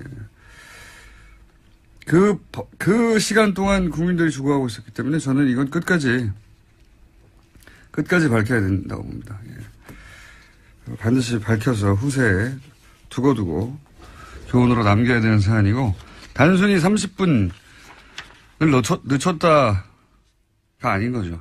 왜 늦췄겠어요? 이 시점에 하필 9시 반에 보고받았다는 게 밝혀지면 그때까지는 배가 넘어가지 않았다는 게 명백히 드러나고, 그때는 다 살아있었다. 그리고 검찰 발표도 있었거든요. 조사 발표도. 그때 진입했다면 전원 구조했다고. 이거는 끝까지 밝혀야 됩니다. 그런 시간을 이제 늦췄고, 그리고 재난 컨트롤 타워를 원래 청와대인데 안행부로 바꿨고. 네, 그런 문건 조작도 있었습니다. 어제 청와대가 발표한 건이 그게 하나 더 있는데요. 국가재난을 총괄하는 기관을 청와대에서 안전행정부로 불법으로 변경한 문서도 나왔다라고 합니다. 내 책임 아니다 이거죠. 예. 이게 예, 이러한 지시는 또 김관진 국가안보실장이 했다고 봅니다. 혼자 했겠어요. 바꾸라고 하니까 바꾼 거지. 놀랍지는 않아요. 놀랍지는 않은데 이제 드러났다는 게 놀랍네요. 이렇게 깔끔하게 지우지 못하고. 들키지만 않으면 뭐든지 했으니까요. 예. 지금까지 드러난 것만 가지고도 충분히 추정할 수 있는 내용이었는데, 이때까지는 이제 근거가 없어 추정하지 못하다가 이제는 법적 책임도 져야죠. 예, 아주 공식적으로 공개된 사실이 된 겁니다. 자, 다음 뉴스는요? 네, 또 이제까지 세월호 7시간과 관련해서 그 의혹을 은폐하기 위해서 박근혜 정부가 많은 노력을 했다라는 사실도 알려졌었는데요. 또 관련된 문건도 나왔습니다. 더불어민주당의 이재정 의원이 공개한 내용인데, 세월호 특별조사위원회 활동 기간에 작성된 대통령 기록물입니다. 특조위 활동을 막기 위해서 청와대가 다양한 활동들을 했다라는 내용이 쓰여 있습니다. 이것도 놀랍지 않습니다. 예. 대통령이 청와대에서 당시 정상적으로 대응했으면 공개 못할 게 뭐 있습니까? 예. 이렇게 조작하고 있었으니까 공개를 못하는 거죠. 자, 세월호 관련해서 조작한 게 이거밖에 없겠는가? 예. 근본적으로 다시 세월호에 들여다봐야 된다는 생각을 하고요. 자, 다음 뉴스는요? 네. 댓글과 관련된 내용도 계속 전해드리고 있는데요. 군 관련된 소식입니다. 연재욱 옥도경 전 국군 사이버 사령관이 댓글 활동을 김관진 전 장관에게 보고했다라고 검찰에서 진술했다고 합니다. 이틀 전에 검찰에 두 사람이 나왔었는데 관련된 사실들을 인정한 겁니다. 이 두 사람은 이미 사실은 재판을 받았어요, 관련해서. 그래서 네, 여전히 진행 중이긴 합니다. 한 사람은 선고 유예가 됐고, 한 사람은 집행 유예가 됐어요. 굉장히 가벼운 처벌이죠. 예. 박근혜 정부의 치명적인 재판 관련해서 과연 사법부는 정상적으로 돌아가느냐 의구심이 들 수밖에 없는데, 이 두 사람 모두 김관진 전 장관에 대해서는 무관하다고 했다가, 네.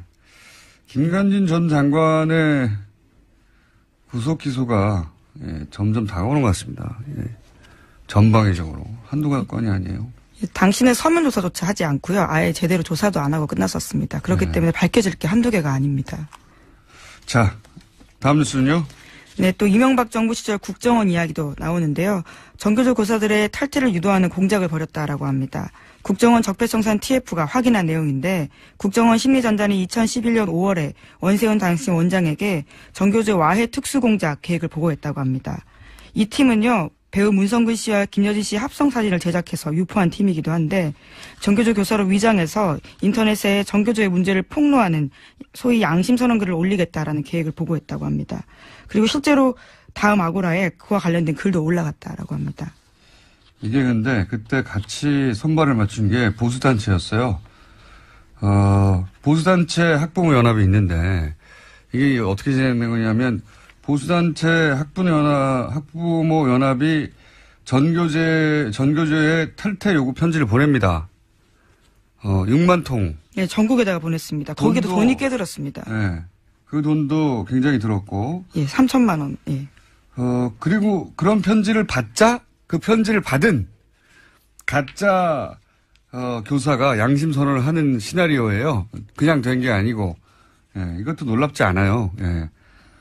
전형적인 이제 정례 분열 교란 작전인데, 이 국정원은 국민들을 적으로 상대하고 적으로 상대해서 하는 모든 행위를 다 했기 때문에 이것도 당연히 했을 것 같아요. 왜냐하면 기억하시는지 모르겠는데, 국정원 직원이 안수기도를 받아서 목사 신분이 되어서 기독교 단체를 가짜 기독교 단체를 이끌면서 보수단체 관제 데모를 후원하는 역할을 했다고 하는 내부 고발이 있었어요. 예. 네, 코믹 영화 소재 같은 이야기인데 실제였다라는 거죠. 벌써 한 1년 가까이 전에 시사저널 발 내부 고발 기사가 있었거든요.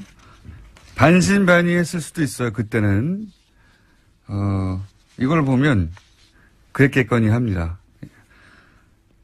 이렇게 되면은 추적하다가 배우가 누구야 했더니 기독교 단체가 하나 나오고 이거 누가 운영하는 거야 했더니 진짜 안수 기도를 받은 목사님이 있는 거예요.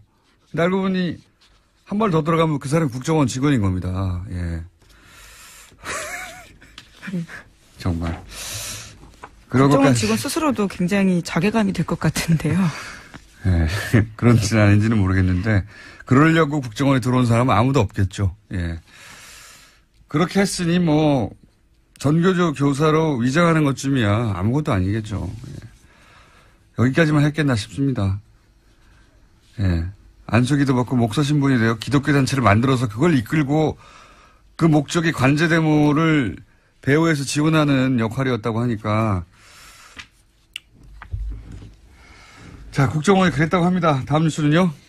네. 시사인이 계속 연례조사하고 있습니다. 신뢰도라고 해서요. 언론, 사회, 정치 관련된 신뢰도 조사를 계속하는데 최근에 나온 신뢰도 조사에 따르면 가장 신뢰받는 방송 프로그램은 JTBC 뉴스룸이었습니다. 그런데 김어준의 뉴스공장의 선전도 눈에 띕니다. 그래요? 네, 6위를 차지했습니다. 다른 방송 프로그램들 순위를 좀 보면요. KBS의 뉴스 9시 뉴스가 2위를 했고요. 그리고 JTBC의 썰전이 3위를 했습니다. 그리고 SBS의 그것이 알고 싶다가 4위고요. 5위가 MBC 뉴스데스크. 바로 그 다음이 김어준의 뉴스공장입니다. 라디오로는 여기 처음 낀 것 같습니다. 네. 근데 제목을 잘못 썼어요, 제가 보기엔. 한국 언론사를 다시 쓴 손석희와 JTBC 뉴스룸이 아니고, 물론 뭐 뉴스를 한 사람만 만드는 게 아니에요. 대단한 인력이 투입되는 종합물인데, 근데 이제 그 인력이 그대로이고, 그 자리에 손석희 사장이 없으면 저는 이 수치는 안 나온다고 봅니다. 네. 그래서 제목은 한국 언론사를 다시 쓴 손석희라고 해야 맞다고 저는 봅니다. 예. 손석희 사장 혼자 영향력이 나머지 언론인 다 합친 거 비슷하잖아요. 반칙이에요, 이건. 네, 신뢰도도 높고요. 게다가 또 뉴스룸도 굉장히 높게 나왔기 때문에 그렇게 제목이 뽑혔습니다. 네. 아니 그러니까 손석희 없는 뉴스룸이 똑같은 수치를 내겠느냐? 저는 아니라고 보기 때문에. 근데 이 조사를 이렇게 보면 10년 전 이명박 박근혜 정부 시작하기 전만 하더라도 KBS, MBC 각각 신뢰도가 1, 2였어요. 예, 1, 2위. 근데 지금은 KBS는 JTBC 절반도 안 되죠. 그리고 MBC는 가장 불신하는 매체. 네, 2위입니다, 2위. 예. 1위는 뭐 부동의 조선일보고요. 항상 조선일보였으니까. 2위가 MBC가 된 거예요. 여기서 제가 보기에 역사의 아이러니는 보수 정권은 이제 언론을 장악하는 공작의 일환으로 손석희 당시 아나운서를 MBC에서 쫓아냈거든요. 언론을 장악하려고. 그런데 그 공작의 결과가 오히려 보수 정권을 무너뜨리는 언론사 사장으로 가는 길을 만들어준 거예요. 이게 제가 보기에는 아이러니입니다. 그리고 실제로는 MBC라고 하는 가장 신뢰받던 언론사 하나를 죽이는 결과. 예. 이 거대 MBC, 거대 방송, MBC 뉴스 신뢰도가 이제는, 뉴스공장하고 비슷해졌다는 거는. 뉴스공장에 더 분발해야 될 것 같습니다. 뉴스공장의 대단함과, 예, 또 한 가지는, 공작이 일시적으로 성공할 수 있는 듯이 보여도, 예, 세상을 바꿀 수는 없는 겁니다. 결국은. 자, 뉴스공장에 스스로 박수를 보내고요. 예. 네, 또 이게 주간식 설문이어서요. 좀 그런 면에서 좀 눈에 띄는 점들이 있습니다. 그러니까 주간식으로 가장 하니까 라디오 프로그램 떠올랐다는 거 아닙니까? 이거 어디서 데스 특필 안 하나요? 다음에 기사를 하나 내주세요. 한국 라디오사를 다시 쓰고 있는. 예, 내년에 또 합니다. 연례조사를요. 네, 그런 기사 하나 내주시고 하나 정도 더 할 시간이 있을 것 같습니다. 네, 미국의 유엔 산하기구인 유네스코에서 탈퇴하겠다고 발표했습니다. 트럼프 미국 대통령이 지난해 11월에 당선된 뒤 유엔 및 산하기구 탈퇴 구상이 현실화된 첫 사례입니다. 트럼프 대통령은 기본적으로 다자주의 이런 걸 인정 안 합니다. 예, 다자주의라는 게 다른 국가와 미국이 대등한 관계 틀 속에서 어떤 그 사안에 대한 대처를 해나가는 건데 트럼프는 미국만 생각해. 미국 우선주의. 예. 그러니까 이런 유네스코 뿐만 아니라 유엔 자체에 대해서 부정적이고 유네스코를 탈퇴한 거는 철저히 친이스라엘이거든요. 그 트럼프가. 그래서 트럼프가 취임하자마자 이스라엘에서 뭘 했냐면은 요르단 강 서쪽 그다음에 예루살렘 동쪽에다가 동예루살렘에다가 정착촌을 지었어요. 정착촌. 무슨 정착촌을 지었냐면 거기가 원래 팔레스타인 지역이거든요. 네. 그 지역에다가 이스라엘 사람들 들어가 살라고 정부에서 정착촌을 오랫동안 안 하고 있었거든요. 이거를 왜냐하면 미국에서도 반대했기 때문에 네. 지금 유엔도 반대하거든요. 이거를. 왜냐하면 그렇게 되면 원래 그 약속했던 건 이국가 체제거든요. 이스라엘과 팔레스타인이 공존하는. 근데 팔레스타인 살던 지역에다가 안녕하세요. 김어준입니다. 이명박 정부의 국정원이 김재동 씨가 소속된 다음 기획의 폐업을 유도하는 공작에 국세청도 동원된 사실이 확인됐습니다. 김영근 전 국세청 조사국장과 국정원 직원이 나눈 국정원의 보고서에 따르면 국세청은 촛불 시위를 주동한 세력을 압박하는 차원에서 해당 소속사에 대해 2009년 세무조사를 시행했다. 다시 한번 압박을 위해 세무조사에 나서겠다는 대화가 기록되어 있습니다. 국정원 사이버 사령부 그리고 국세청이 직접 정치 공작에 개입된 것이 짐작이나 심증이 아니라 문건으로 입증이 된 겁니다. 국정원 사이버 사령부 국세청이 동원된 마당에 검찰과 경찰, 기무사는 이명박 정부가 그냥 놔뒀을까요? 그럴 리가 있겠습니까? 이쯤 되면 이명박 정부는 그냥 깡패였던 겁니다. 이런 거 바로 잡자는 게 정치 보복이라면 정치 보복 100번쯤 해도 되겠습니다. 김어준 생각이었습니다. 오프닝을 딱 해보면 오늘은 발음이 70% 세겠다. 40% 이내는 세겠다. 오늘은 한 67% 정도 셀 것 같습니다. 금요일이니까요. 자, 네. 첫 뉴스는요? 네, 어제 청와대가 긴급 기자회견을 열었습니다. 세월호 참사를 박근혜 전 대통령이 보고받은 시점이 조작됐다라고 밝힌 건데요. 박근혜 전 대통령은 이제까지 이렇게 주장해왔습니다. 2014년 4월 16일 오전 10시에 보고받았다라는 건데요. 그보다 30분 빠른 오전 9시 반에 첫 보고가 있었다라는 겁니다. 이 같은 조작은 참사 발생 6개월 뒤에 이뤄졌습니다. 이런 조작은 놀랍지는 않아요. 예, 당연히 그랬겠거니 하는데 생각해 보시면 최순실 딸 초등학교 동창 아버지가 자기 사업 좀 봐달라고 하니까 그걸 들고 대통령식이나 돼가지고 재벌가 오너에 가서 여기 봐달라고 한 사람들이잖아요.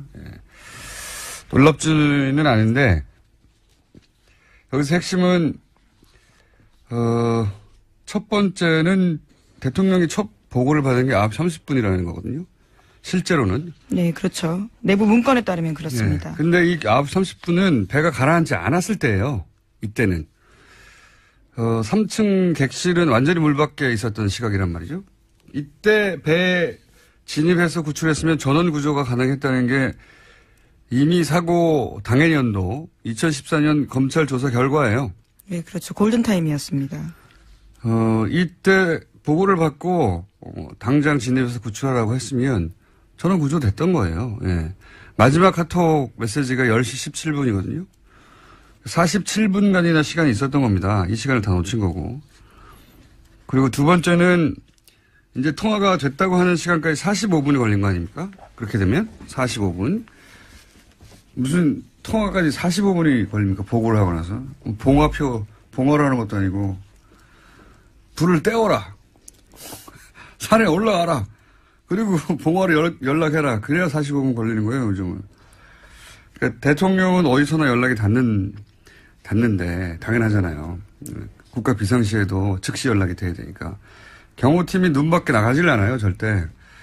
근데 통화가 45분 걸렸다는 건 경호팀도 어떻게 할 수 없는 45번가는 전화조차 받을 수 없는 상황이었다. 예. 그 상태가 뭐냐? 잤냐? 뭐 자는 게 됐습니까? 깨우면 되지. 그래서 이제 여러 차례 언론에 제기됐던 뭔가 실수를 받고 있었던 거 아니냐. 그리고 서로 실수를 받고 있다고 해도 대면 보고도 아니고 전화인데, 그렇게 오래 걸렸다는 건 이 청와대 영내 없었던 거 아니냐. 이런 의혹을 가지는 건 너무 자연스러운 거고요. 예. 그 시간 동안 국민들이 죽어가고 있었기 때문에 저는 이건 끝까지 밝혀야 된다고 봅니다. 예. 반드시 밝혀서 후세에 두고두고 교훈으로 남겨야 되는 사안이고, 단순히 30분을 늦췄다가 아닌 거죠. 왜 늦췄겠어요? 이 시점에 하필 9시 반에 보고받았다는 게 밝혀지면 그때까지는 배가 넘어가지 않았다는 게 명백히 드러나고, 그때는 다 살아있었다. 그리고 검찰 발표도 있었거든요. 조사 발표도. 그때 진입했다면 전원 구조했다고. 이거는 끝까지 밝혀야 됩니다. 그런 시간을 이제 늦췄고, 그리고 재난 컨트롤 타워를 원래 청와대인데 안행부로 바꿨고. 네, 그런 문건 조작도 있었습니다. 어제 청와대가 발표한 건이 그게 하나 더 있는데요. 국가재난을 총괄하는 기관을 청와대에서 안전행정부로 불법으로 변경한 문서도 나왔다라고 합니다. 내 책임 아니다 이거죠. 예. 이게 이러한 지시는 또 김관진 국가안보실장이 했다고 봅니다. 혼자 했겠어요. 바꾸라고 하니까 바꾼 거지. 놀랍지는 않아요. 놀랍지는 않은데 이제 드러났다는 게 놀랍네요. 이렇게 깔끔하게 지우지 못하고. 들키지만 않으면 뭐든지 했으니까요. 예. 지금까지 드러난 것만 가지고도 충분히 추정할 수 있는 내용이었는데, 이때까지는 이제 근거가 없어 추정하지 못하다가 이제는 법적 책임도 져야죠. 예, 아주 공식적으로 공개된 사실이 된 겁니다. 자, 다음 뉴스는요? 네, 또 이제까지 세월호 7시간과 관련해서 그 의혹을 은폐하기 위해서 박근혜 정부가 많은 노력을 했다라는 사실도 알려졌었는데요. 또 관련된 문건도 나왔습니다. 더불어민주당의 이재정 의원이 공개한 내용인데, 세월호 특별조사위원회 활동 기간에 작성된 대통령 기록물입니다. 특조위 활동을 막기 위해서 청와대가 다양한 활동들을 했다라는 내용이 쓰여 있습니다. 이것도 놀랍지 않습니다. 예. 대통령이 청와대에서 당시 정상적으로 대응했으면, 여기서 제가 보기에 역사의 아이러니는 보수 정권은 이제 언론을 장악하는 공작의 일환으로 손석희 당시 아나운서를 MBC에서 쫓아냈거든요. 언론을 장악하려고. 그런데 그 공작의 결과가 오히려 보수 정권을 무너뜨리는 언론사 사장으로 가는 길을 만들어준 거예요. 이게 제가 보기에는 아이러니입니다. 그리고 실제로는 MBC라고 하는 가장 신뢰받던 언론사 하나를 죽이는 결과. 예. 이 거대 MBC, 거대 방송, MBC 뉴스 신뢰도가 이제는, 뉴스공장하고 비슷해졌다는 거는. 뉴스공장에 더 분발해야 될 것 같습니다.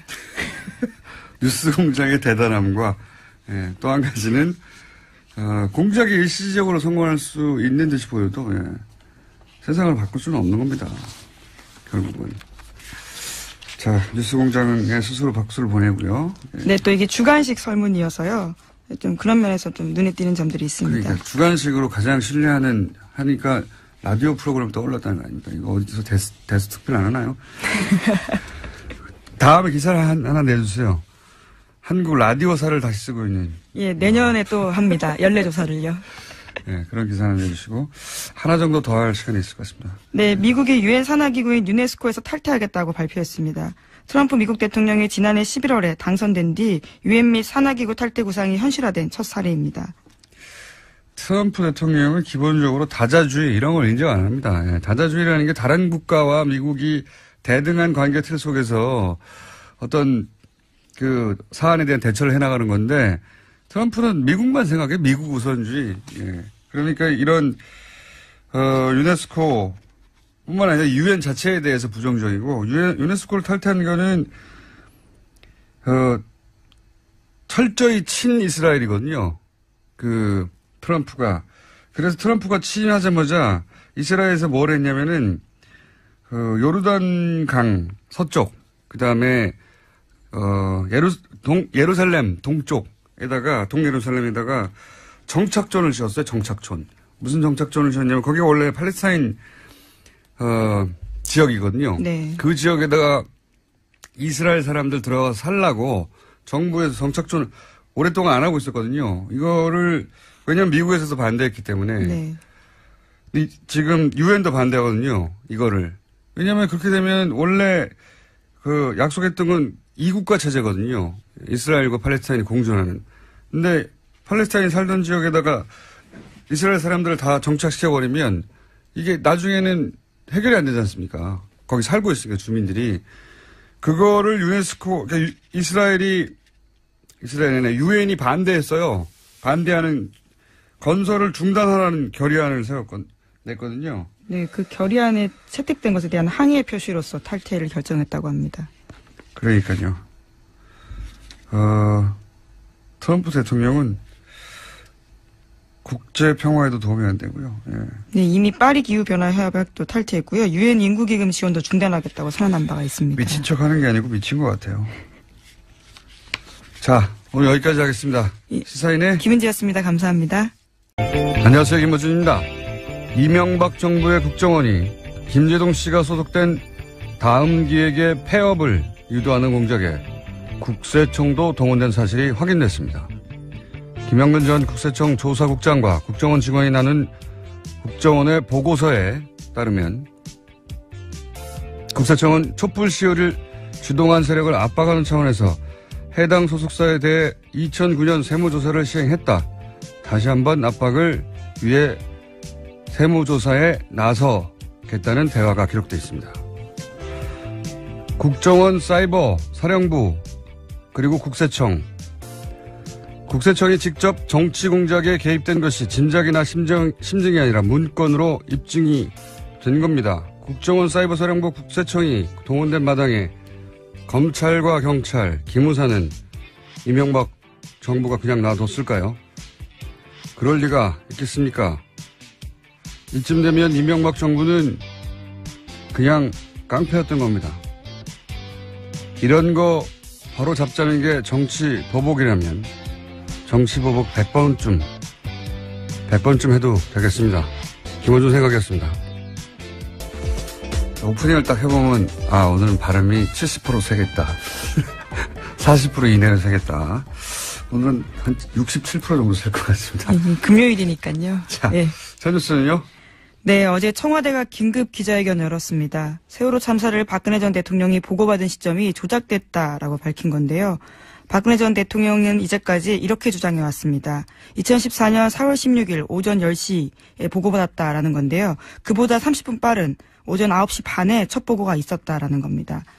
이 같은 조작은 참사 발생 6개월 뒤에 이뤄졌습니다. 이런 조작은 놀랍지는 않아요. 예, 당연히 그랬겠거니 하는데 생각해 보시면 최순실 딸 초등학교 동창 아버지가 자기 사업 좀 봐달라고 하니까 그걸 들고 대통령식이나 돼가지고 재벌가 오너에 가서 여기 봐달라고 한 사람들이잖아요. 놀랍지는 않은데 여기서 핵심은 첫 번째는 대통령이 첫 보고를 받은 게 9시 30분이라는 거거든요. 실제로는. 네, 그렇죠. 내부 문건에 따르면 그렇습니다. 근데 이 9시 30분은 배가 가라앉지 않았을 때예요. 이때는. 3층 객실은 완전히 물밖에 있었던 시각이란 말이죠. 이때 배에 진입해서 구출했으면 전원 구조가 가능했다는 게 이미 사고 당해년도 공개 못할 게 뭐 있습니까? 이렇게 조작하고 있었으니까 공개를 못하는 거죠. 자, 세월호 관련해서 조작한 게 이거밖에 없겠는가. 근본적으로 다시 세월호에 들여다봐야 된다는 생각을 하고요. 자, 다음 뉴스는요. 네. 댓글과 관련된 내용도 계속 전해드리고 있는데요. 군 관련된 소식입니다. 연재욱 옥도경 전 국군 사이버 사령관이 댓글 활동을 김관진 전 장관에게 보고했다라고 검찰에서 진술했다고 합니다. 이틀 전에 검찰에 두 사람이 나왔었는데 관련된 사실들을 인정한 겁니다. 이 두 사람은 이미 사실은 재판을 받았어요, 관련해서. 그래서 네, 여전히 진행 중이긴 합니다. 한 사람은 선고 유예가 됐고, 한 사람은 집행 유예가 됐어요. 굉장히 가벼운 처벌이죠. 박근혜 정부의 치명적인 재판 관련해서 과연 사법부는 정상적으로 돌아가느냐 의심이 들 수밖에 없는데 이 두 사람 모두 김관진 전 장관에 대해서는 무관하다고 했다가, 네. 김관진 전 장관의 구속 기소가 점점 다가오는 것 같습니다. 전방위적으로. 한두 건이 아니에요. 당신의 서면 조사조차 하지 않고요. 아예 제대로 조사도 안 하고 끝났었습니다. 그렇기 때문에 밝혀질 게 한두 개가 아닙니다. 자, 다음 뉴스는요? 네, 또 이명박 정부 시절 국정원 이야기도 나오는데요. 전교조 교사들의 탈퇴를 유도하는 공작을 벌였다라고 합니다. 국정원 적폐청산 TF가 확인한 내용인데 국정원 심리전단이 2011년 5월에 원세훈 당시 원장에게 전교조 와해 특수공작 계획을 보고했다고 합니다. 이 팀은요. 배우 문성근 씨와 김여진 씨 합성 사진을 제작해서 유포한 팀이기도 한데 전교조 교사로 위장해서 인터넷에 전교조의 문제를 폭로하는 소위 양심선언 글을 올리겠다라는 계획을 보고했다고 합니다. 그리고 실제로 다음 아고라에 그와 관련된 글도 올라갔다라고 합니다. 이게 근데 그때 같이 손발을 맞춘 게 보수단체였어요. 보수단체 학부모 연합이 있는데 이게 어떻게 진행된 거냐면 보수단체 학부모 연합이 전교조에 탈퇴 요구 편지를 보냅니다. 6만 통. 네, 전국에다가 보냈습니다. 거기도 돈이 꽤 들었습니다. 네. 그 돈도 굉장히 들었고. 예, 3천만 원. 예. 그리고 그런 편지를 받자 그 편지를 받은 가짜 교사가 양심 선언을 하는 시나리오예요. 그냥 된 게 아니고. 예, 이것도 놀랍지 않아요. 예.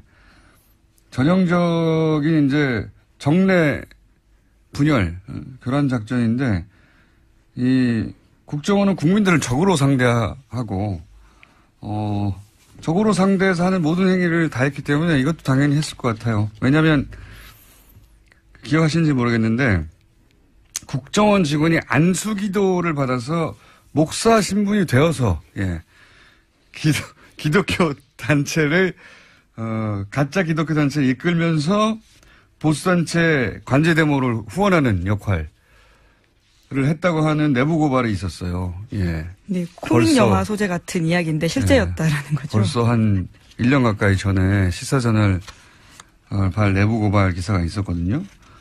반신반의했을 수도 있어요. 그때는 이걸 보면 그랬겠거니 합니다.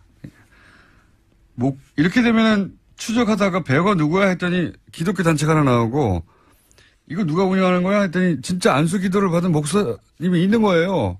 근데 알고 보니 한 발 더 들어가면 그 사람이 국정원 직원인 겁니다. 예. 정말. 국정원 직원 스스로도 굉장히 자괴감이 들 것 같은데요. 예. 그런지는 아닌지는 모르겠는데 그러려고 국정원에 들어온 사람은 아무도 없겠죠. 예. 그렇게 했으니 뭐 전교조 교사로 위장하는 것쯤이야 아무것도 아니겠죠. 예. 여기까지만 했겠나 싶습니다. 예. 안수기도 받고 목사 신분이 되어 기독교 단체를 만들어서 그걸 이끌고 그 목적이 관제대모를 배후에서 지원하는 역할이었다고 하니까. 자, 국정원이 그랬다고 합니다. 다음 뉴스는요? 네. 시사인이 계속 연례조사하고 있습니다. 신뢰도라고 해서요. 언론, 사회, 정치 관련된 신뢰도 조사를 계속하는데 최근에 나온 신뢰도 조사에 따르면 가장 신뢰받는 방송 프로그램은 JTBC 뉴스룸이었습니다. 그런데 김어준의 뉴스공장에 선전도 눈에 띕니다. 그래요? 네, 6위를 차지했습니다. 다른 방송 프로그램들 순위를 좀 보면요. KBS의 뉴스 9시 뉴스가 2위를 했고요. 그리고 JTBC의 썰전이 3위를 했습니다. 그리고 SBS의 그것이 알고 싶다가 4위고요. 5위가 MBC 뉴스데스크. 바로 그 다음이 김어준의 뉴스공장입니다. 라디오로는 여기 처음 낀 것 같습니다. 네. 근데 제목을 잘못 썼어요. 제가 보기엔. 한국 언론사를 다시 쓴 손석희와 JTBC 뉴스룸이 아니고 물론 뭐 뉴스를 한 사람만 만드는 게 아니에요. 대단한 인력이 투입되는 종합물인데 근데 이제 그 인력이 그대로이고 그 자리에 손석희 사장이 없으면 저는 이 수치는 안 나온다고 봅니다. 네. 그래서 제목은 한국 언론사를 다시 쓴 손석희라고 해야 맞다고 저는 봅니다. 예. 손석희 사장 혼자 영향력이 나머지 언론인 다 합친 거 비슷하잖아요.